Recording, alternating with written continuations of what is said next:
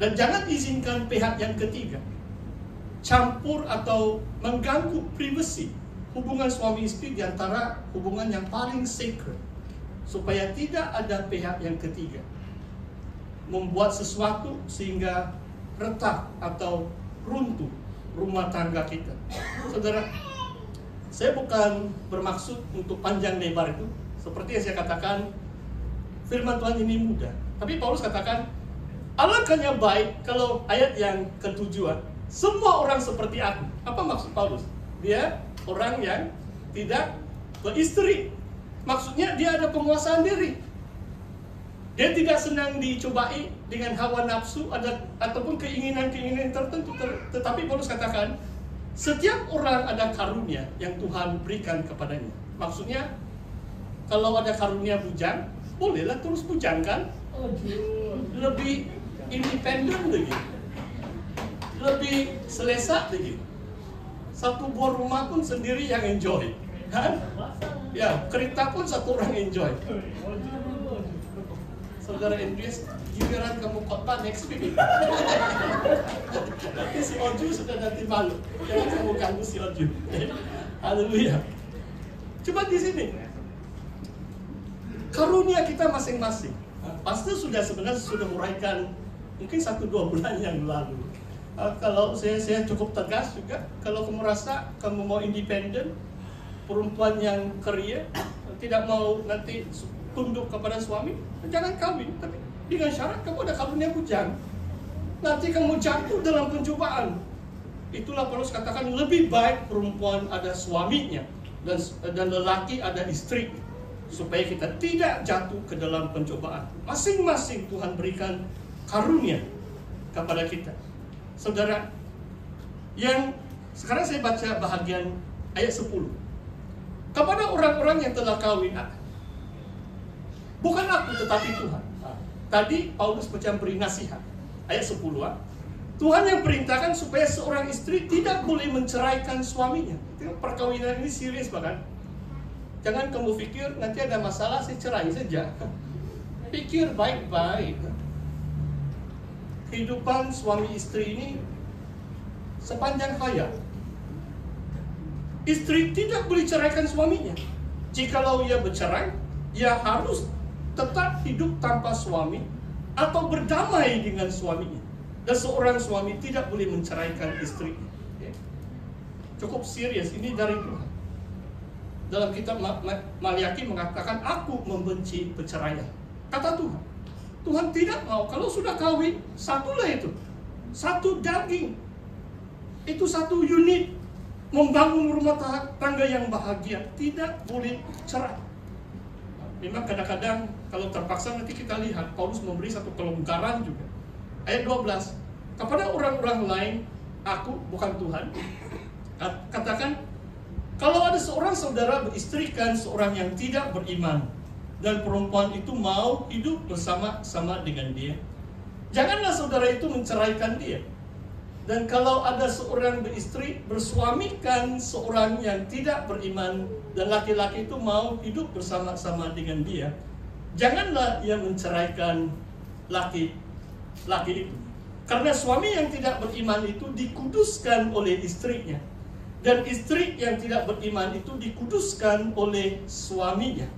Andai kata demikian, tidak demikian, niscaya anak-anakmu adalah anak cemar, tetapi sekarang mereka adalah anak kudus. Saudara, bagian firman Tuhan ini bicara tentang kadang-kadang mungkin pasangan suami istri, sebab Injil diberitakan abad yang pertama kan. Kadang-kadang bila Injil diberitakan itu satu orang saja yang terima Tuhan. Kadang-kadang lelaki yang terima Tuhan, istrinya tidak terima Tuhan. Kadang-kadang istri yang terima Tuhan Yesus, lelaki tetap tidak mau beriman. Apa kata Paulus? Jangan ambil alasan itu untuk bercerai. Kalau lelaki yang tidak beriman mau tinggal bersama perempuan atau istrinya, biarlah itu. Maksudnya kita berusaha jaga rumah tangga kita. Walaupun satu orang yang beriman, satu orang tidak beriman. Demikian juga sebaliknya. Kalau perempuan itu yang beriman, lelaki itu yang tidak beriman, Kalau lelaki yang tidak beriman itu mau tinggal sama istrinya, walaupun sudah lain agama atau lain iman masing-masing, kekalkan perkawinan di antara suami istri itu. Jangan ceraikan suami atau istri kita, walaupun mungkin mereka belum datang kepada Tuhan. Ini memang cabaran, suatu cabaran dalam kehidupan kita. Kalau tidak beriman, kadang-kadang sedih juga kalau satu orang yang datang di gereja atau melayani pun, kalau suami itu tidak beriman, bagaimana? Dia doakan kamu kan, dia tidak kenal Tuhan pun kan. Jadi memang ada sedikit bebanan di situ. Tetapi tidak mustahil, kata firman Tuhan. Kita masih mau hidup bersama-sama. Sebab jangan ambil itu sebagai alasan untuk menceraikan suami atau istri kita. Dan teologi di sini adalah satu orang saja akan menguduskan ahli keluarga yang lain. Iman istri itu menguduskan suami. Iman istri yang percaya itu menguduskan anak-anak mereka. Itu luar biasa, saudara. Maksudnya satu orang percaya dalam rumah itu, seluruh rumah itu kudus. Kan? Luar biasa kan? Sebab Tuhan mengasihi anaknya yang percaya. Dia lihat bahwa anak dia yang percaya itu, suami dia belum percaya. Dan anak-anakku sekalipun, pandangan Tuhan itu adalah semua kudus. Maksudnya Tuhan terus menjaga keluarga itu. Tuhan terus memberkati keluarga itu, melindungi keluarga itu. Dan doa istri atau suami yang beriman kepada ahli keluarga yang belum beriman cukup berkuasa.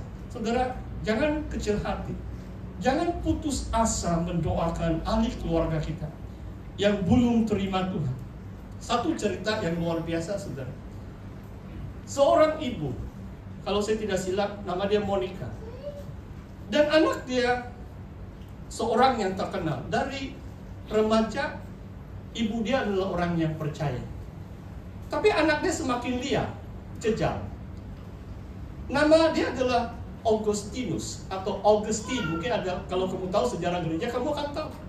Bahkan dia jadi macam dalam bahasa Melayu saya kurang pasti. Dia adalah imperial poet.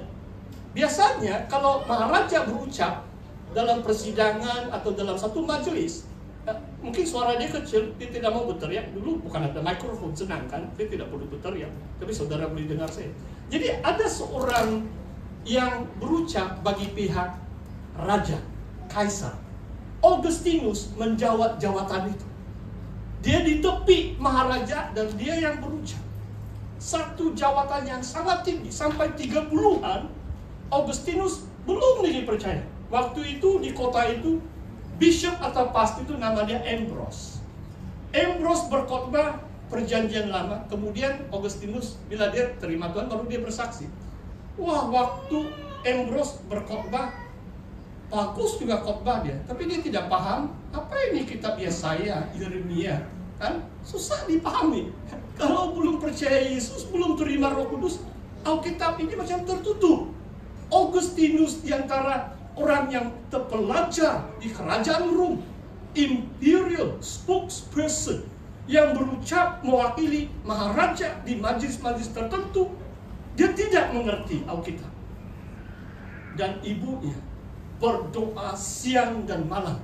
Sampai satu ketika Bishop Ambrose nampak ibunya, sudah orang semua jalan, ibunya tetap berlutut di hadapan, menangisi keselamatan, pertobatan anaknya. Dan Ambrose berkata begini, God will not neglect your tears, oh mother.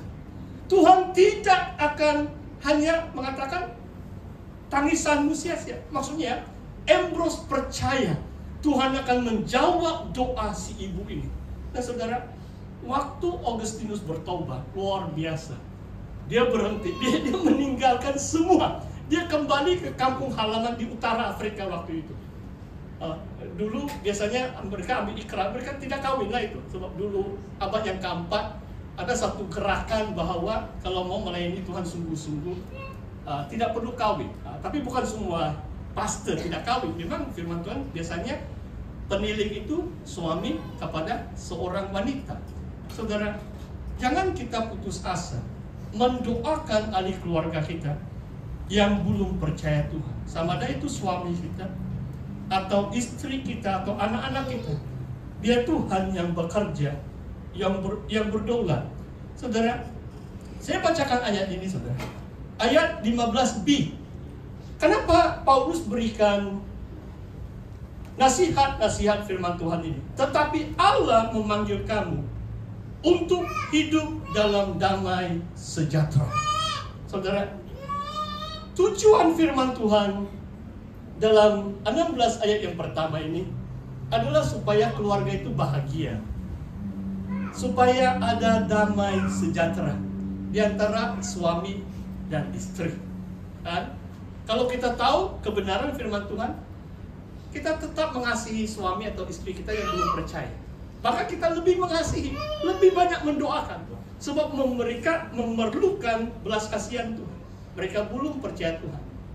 Mana tahu Tuhan akan pakai kamu untuk menyelamatkan suamimu, menyelamatkan istrimu, menyelamatkan anak-anak saudara yang semakin dewasa tetapi belum terima Tuhan sungguh-sungguh.